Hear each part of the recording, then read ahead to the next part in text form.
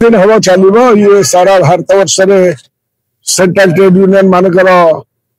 कार्यक्रम मेहनती मनुष्य मान को जो माँ मान को जो 10 घंटा खटेबार व्यवस्था करा प्रथम 44 टी पर 29 टी पुणी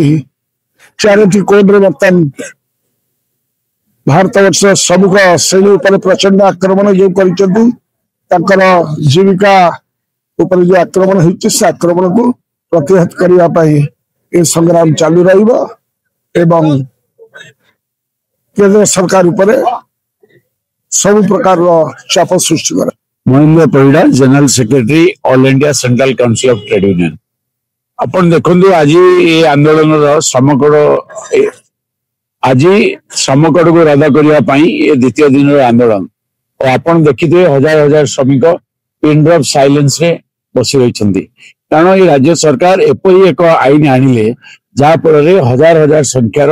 श्रमिक माने दुकान बजार शिल्प प्रतिष्ठान काम करते बेरोजगार हे चाकरी पड़ेब। अपन देखो जो 10 घंटा काम करुँच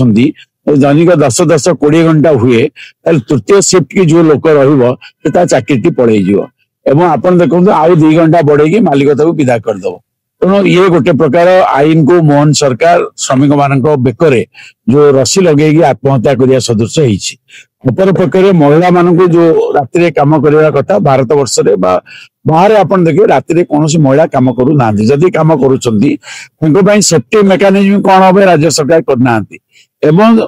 बाध्य कर सरकार तू कंसर्न दे दे राति काम कर माने महिलाटी राति को फैक्ट्री तार सेक्सुअल अब्यूज है कि दर्शन है ताले मालिक कमी छूट पाइब सरकार से आईन तैयारी कर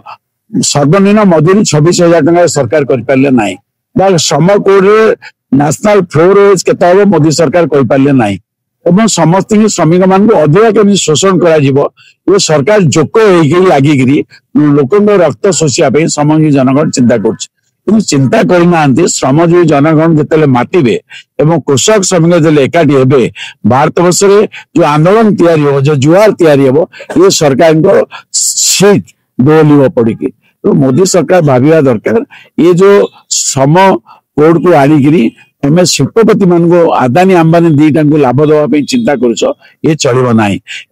व्यवसायी मान तुम जी उत्साह हो आईन हो श्रमजीवी जनगण प्रति दरदी मनोभाव रखी से आईन को तुरंत प्रत्याहार कर श्रमिक मान को न्याय दवाई तुमको आम बाध्य करूँ नचेत आंदोलन जारी रहे।